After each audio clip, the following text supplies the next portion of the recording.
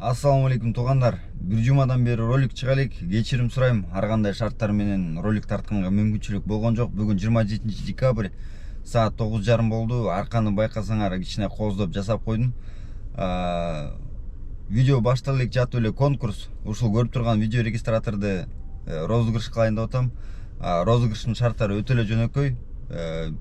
Комментарийге жазып кетсеңер болот. Бүгүнкү сменада канча сумма жана канча километраж жүрөм и канча заказ. Ошону ким жакыныраак кылып жазса, ошол адамга ушул видео регистраторду колуна тапшырабыз. Анан кийин видео регистратор боюнча салонду да тартат, эшикти да тартат, анан арт жагы караңгы, ошону дагы көргөзүп тартат да. Өзүм жапжаңы эле видео регистратор бир эле жолу колдонгом. Анан кайра башка регистратор таап, бул регистратор үйдө эле турат да. Оюндун шарттары ушундай. Анан кийин жаңылыктардан арендага машина издегендер өтө эле көп. Туугандар, азыр арендага такыр машина жок, сезон болуп атканына байланыштуу же таксопарктардан сунуштар жок. Бир-эки таксопарк менен сүйлөшсөм, аякта да машина жок экен. Ошон үчүн WhatsAppка да көп жазып атсаңар, комментарийден да көп сурап атсаңар, пока машина жок. Эгерде Питерде иштеп, Питерде машина таппай жүргөндөр болсо, пилот таксиге кайрылсаңар болот. Пилот таксиде Питерде машина таап бергенге аракет кылат. Ал эми таксопарк издеп жүргөндөр боюнча баягы эле пилот такси, жаңы промокод Табелов январь деп жазсаңар, ушул декабрь ичи, январь ичи комиссия 1% менен иштейсиңер. Промокод Табелов январь. Баягындай эле моментальный выплаты. Эгер Яндекстен блокировка болуп калсаңар, Ситимобилге кошулсаңар болот. Ситимобилге да кошот. Яндекстин бардык тарифтерине кошот. Моментальный выплаты, заправка с таксометра, покупка смен Москвадан бөлөк региондордо. Дагы кандай жаңылыктар бар?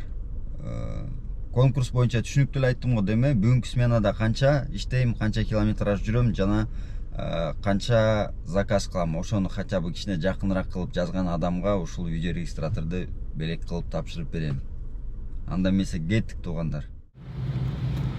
Жолдор жаңы эле кургап калды эле. Мойкага кирип, машинаны таптаза кылып жууп койгом. Уже кайра кар жаап, шалпак-палпак болуп. Азыр эме жака бартам, как обычно, Павелецкий вокзал жака.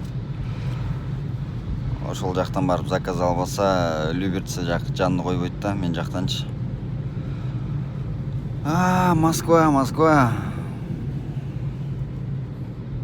Азыр сменаны алам.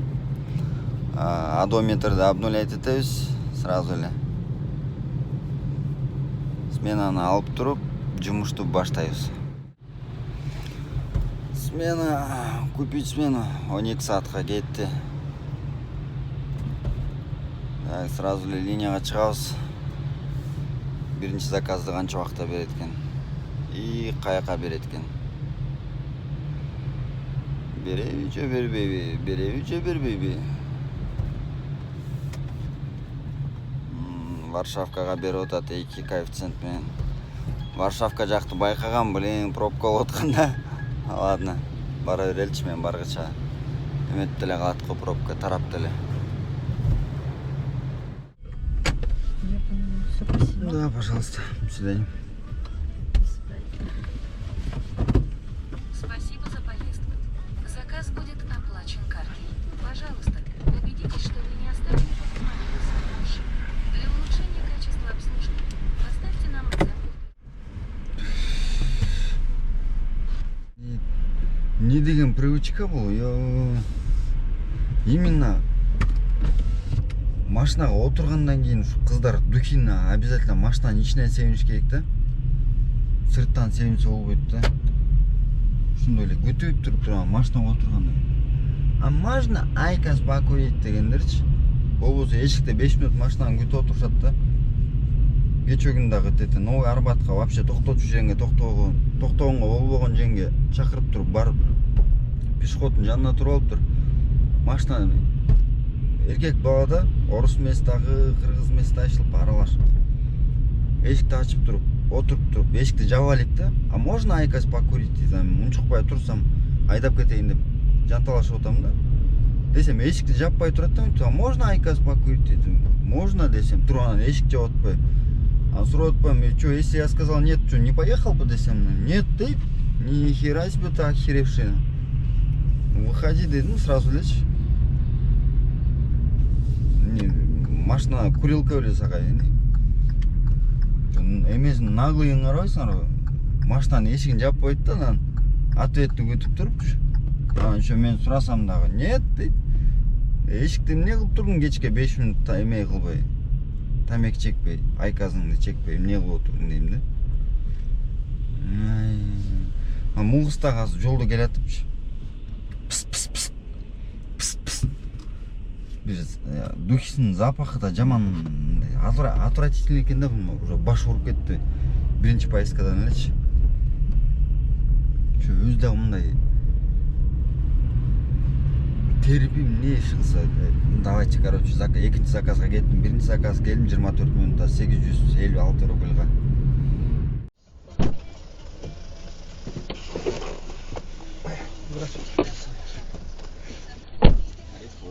Ореховый бульвар, да? О, с Новым годом! Прикольно! Вот это заморочились. Классно. Егер байқаған болсыңдар, 2 күнден бері коэффициент жаман слабый болып қалды. Бая күнде жұмыс жоқ та уже. Елдің бары кетіп қалды башқа жақтарға, Сочиге же. Аз қыш болып бүт бар Гарналашкаға кетіп қалып жатады ғой деймін мен ойым бойынша. Мен болса кетіп бардым Кутузовский проспекте, в сторону центра. Жолды тазалап қойып тұр.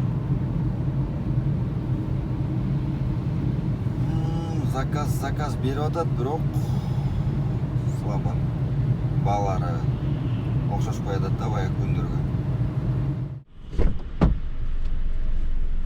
Добрый вечер. Здравствуйте. Катукова 20? Да, правильно. Маршал Катукова. Корпус 1, да? Поехали. Даже на заднем сиденье. Поездка по Яндекс.Навигатору займет 29 минут. Пожалуйста, сколько займет поездка? Полчаса. Принял. Подходит. Летим со скоростью ветра. Постараемся. Вообще отлично. Все подходит. На всякий случай пристегнусь.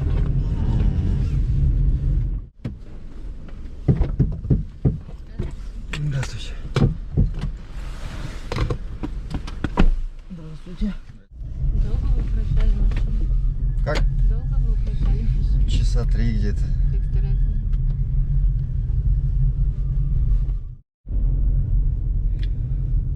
Жігіттер анан самозанятый бойынша дағы вопрос беріп отырсыңар. Мындай четкий вопрос болып еді да, именно несі түшініксіз болып жатыр сілерге. Ошол нәрсені сұрасыңар, мен сілерге четко айтып беремін да. Егер де қысқаша маалымат керек болса, азыр кичине өзгөрүүлөр кирип калыптыр. Мисалы жанакы золотадан ылдый сереброго түшүрүп койгондорго смена алганга эме бербей элечи. Регистрация кылып атыптыр.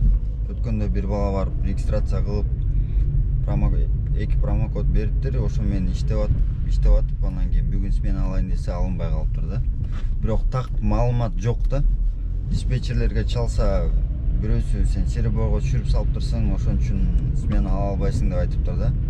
Андан кийин эле башка диспетчер болсо, жок, силерде баары жакшы экен, смена алсаңар болот деп башкача маалымат берип атыптыр. Ошон үчүн так маалымат жок. Ал эми кимдики мындай золотадан түшкөн эмес болсо, баягы эле документтер, ИНН керек, СНИЛС керек, регистрация керек. Желательно Тиньковдун картасы болсо жаныңардачы, ошол жакшы болот да. Тиги офистен деле регистрация кылып берет. Эң башкысы ушул документтер болуш керек. Анан кийин через техподдержку онлайн записке жазыласыңар. Яндекс Таксинин офисинечи, огородный проездде. Ошол жерге жазылып эле, ошол убакка барып туруп эле, вот хочу стать самозанятым дейсиңер. Базага киргизет, бүт барын документтерди киргизип туруп, анан эртеси уже сменага чыга берсеңер болот. Налог боюнча самозанятый именно смена алып 12 саат толук иштегенге гана выгодный да. Анан парк катары эле чыгып, 5-6 саат иштеп коюп кайра кирип кеткенде анда болбой калат да. анда Яндекста комиссиясын алып кетет, анан кийин налогто төлөйсүңөр да. Ошо менен процент көбүрөөк чыгып кетет. Ошон үчүн только смена алганга налог боюнча биринчи регистрация болгондо 10 000 рубль бонус кылып берилет да. Ошол жактан да какой-то бир частын налог төлөгөнгө саналат. Анан кийин физлицого 4%, юрлицого 6% эсептелет. Да, кандай маалымат? Түшүнбөй атсаңар WhatsApp номерге жазгыла. Эмесин, именно мындай четко, конкретно кылып жазгыла да. Неси түшүнүксүз болуп атат. Анан кийин мисалы айына канча налог төлөйм деген вопростор болсо, аны ушу эсептеп койсоңор эле болот өзүңөрчү. Физлицого 4%, юрлицого 6%. Общий доходтон ошол процентти минусовать этип айына канча чыгат экен. Ал эми иштегениңерге жараша да, ким канча иштесе ошончо налог төлөйт. Ошондой. Здрасте. Здравствуйте. Опа. О, ничего себе у вас тут класс. Да, спасибо. Вот это нормально. Погонный проезд, да? Да, круто. Сейчас, а можно я это видео сниму тут? Да, конечно.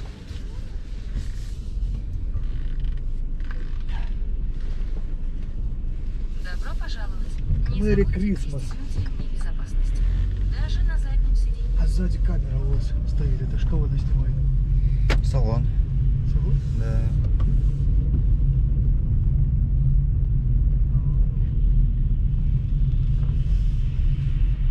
Буйных пассажиров? И меня однажды гаишники пытались подставить. А, ну все верно тогда, да.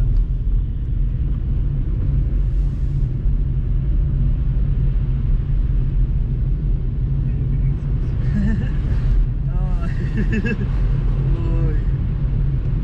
Класс, а я покажу вам сейчас. Вы посмотрите. Сейчас, секундочку. Настроение поднимайте. Ага. Сейчас смотрите, вы туда не отвлекайтесь сильно от дороги. Это я сегодня ехал в метро. Ага. Видели мой, блядь? Видели такой вагон? Видите? Вот, пожалуйста, смотрите. Это вот такой вагон. Лампочки, смотрите, вот так. Ничего себе. Классный вагон, правда? Да. Это вагон метро такой. Так что мне везет сегодня. Я утром поехал на метро. Мне жена говорит, ничего себе, тебе повезло. Я видела в новостях, что такой вагон запустили. Он один там ездит. Это тебе крупно повезло. А сегодня, вы, наверное, тоже один из миллиона такой ездите. Мне тоже повезло. Видите, с вами именно поехать. У вас тоже классно. А вы не боитесь, что вот крыша от этого степлера? Да не, она же тонкая, 4 миллиметра. А, да, она что, чуть-чуть. Ну классно вы, конечно, сделали, молодец. Я думал, как его вообще закрепить там скотчем, и оно вообще страшно выглядит. Да, вот это хорошо и не видно особо, нормально. Жигиттер, саат 9:48 болду, сменанын бүтөрүнө ровно 20 минутта калды. Байкагандай эле эшик жарык болуп кетти. Түнкү саат 3-төн баштап эртең мененки 7-ге чейин иштеген жокмун. Дос балам тамакка чакырып, ошол менен сүйлөшүп отуруп, анан кийин чыктым. Коэффициенттер да жакшы күйгөн жок. Ошого байланыштуу кирип кеттим. Билбейм, последний заказ болобу же болбойбу, уже домой күйгүзүп койдум. Берсе берет, бербесе акырындан үйгө кете беребиз. Ошондой. Конкурстун жыйынтыгын эмки видеороликте чыгарам. Эмки видеороликтер бат-баттан эле чыгып турат деген ойдомун, аракет кылам ошого деп атсам, уже заказ берип койду. Так, каяка экен? О, как раз үй жака экен. Үй жака. Ай-яй. Меники үй жак эмнегедир эме коюлуп калган го. Башка адрес. Жок, туура эле экен. 20 минутта. Ушу последний заказ менен жыйынтык чыгат экен да анда. Туугандар, камера боюнча да көп сурап атсаңар. Байкасаңар, артка лобовойдо U-Dashcam деген Xiaomi компаниясынын видео регистратор. Бул камера эмес, видео регистратор. Wi-Fi менен сразу подключение болуп, ичиндеги материалдарды телефонго жүктөп алса болот. Алдыда болсо жолду карап, ошол эле U-Dashcam деген Xiaomi компаниясынын эко бирдей эле модельде. Артта мисалы кандай камера турса, алдыда дагы ушундай камера турат. Мурда бул болсо бул GoPro 8 деген камера. Капталында жазылып турат 8 деп. Бул камераны алганга чейин только могул видео регистраторлор менен тартчумун. Бирөөсү мисалы жолду карап турса, бирөөсү ушул жакта эле салондун ичин карап турчу да. Эко тең бир үлгүдө, эконун тең материалдарды жүктөп алса болот. Запись болсо цикличная запись деп коет. Мисалы флешканын памятинен да зависит этет да. Менде алдыда болсо 32 турат, микро SD флешка. Артында болсо 64 турат. Колдон келсе 64 алыш керек. 64 алсаңар, мисалы 12 саат же 16 саат иштесеңер дагы ошол сменаны толук жазат да. Анан кийин флешканын памяти толуп калгандан кийин анын аркасынан бир роликтен удалить этип кете берет. Бир видеонун узундугу 3 минутта настройкадан азайтып же көбөйтүп койсоңор болот. 32 болсо жетпей калат да памяти.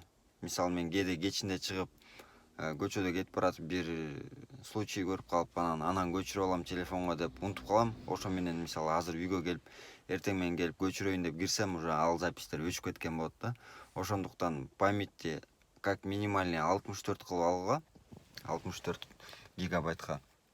Ал эми GoPro'да болсо, калп айтпасам, тоже 64 турат.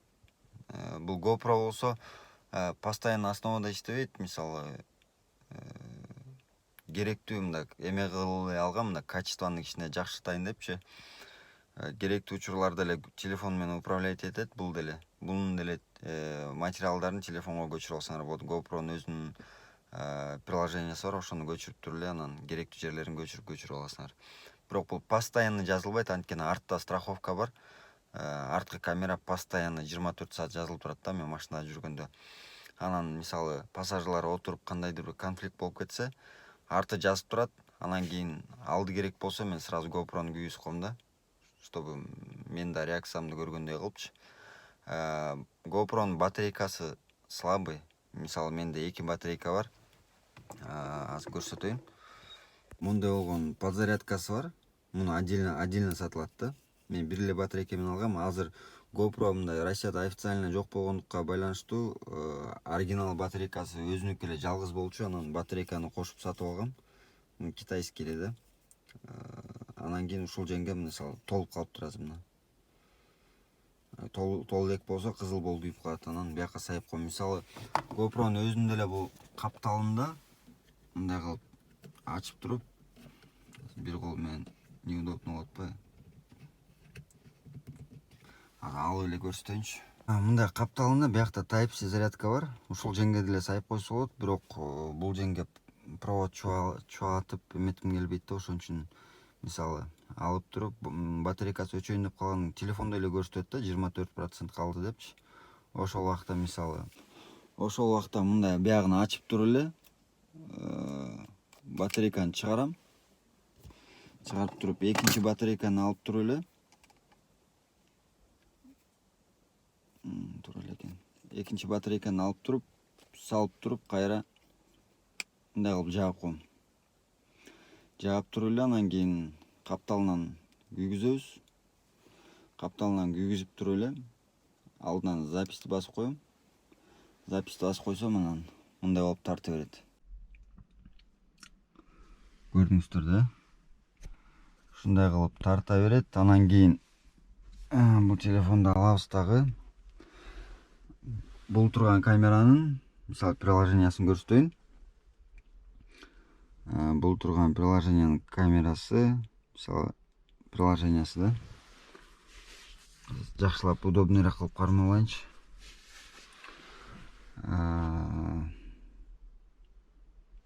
Установка связи болуп атат азыр.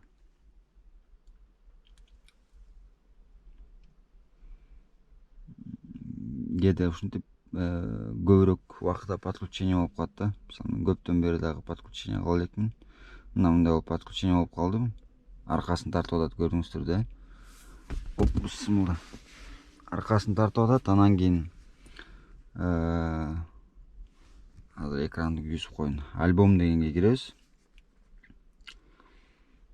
Альбомго кирсеңер, мына монтип материалдын баары, тартылганын баары чыгат. Мисалы эң башкы видео запись кеткенде, мына мисалы түнкү 1-де, то есть 12:55-те башталыптыр. Уже аркасын удалить этип келатыптыр да. Мен 10 канчада баштагам. Ошол түнкү саат 1-ден бери.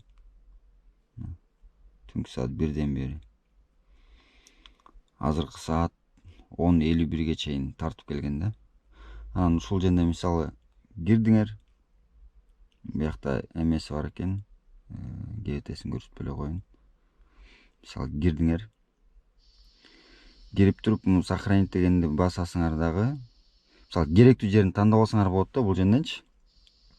Мисалы муну бияка жылдырасыңар. Мындай кылып. Же мында керектүү жерин бияка кыскартып мындай кылып керектүү жерин аласыңар дагы. Мисалы мага могул жен керек болот деп коелу. Ушул жен керек болотса, всё, сохранить басып коем. Анан монтип загрузка кете берет. Негизи эмеден айфондон кичине жайыраак загрузка кетет да. Кээде ушинтип эметип калат, конт этипчи. Ушул жагы неудобныйраак да. А так любой убакытта эле киресиңер дагы, тарс бастыңар. Мисалы бул кыз менен ызылдашып кеттиңер деп койгула, керектүү жери доказательство керек болотса, всё, сохранить этип койсуңар. Ошондой. Дагы кандай? Болду го дем камера боюнча. Эмеси боюнча бүт барын проводдорун бияктан алып чыгып, аркасына бул жак менен жөнөтүп, установка кылып койгом.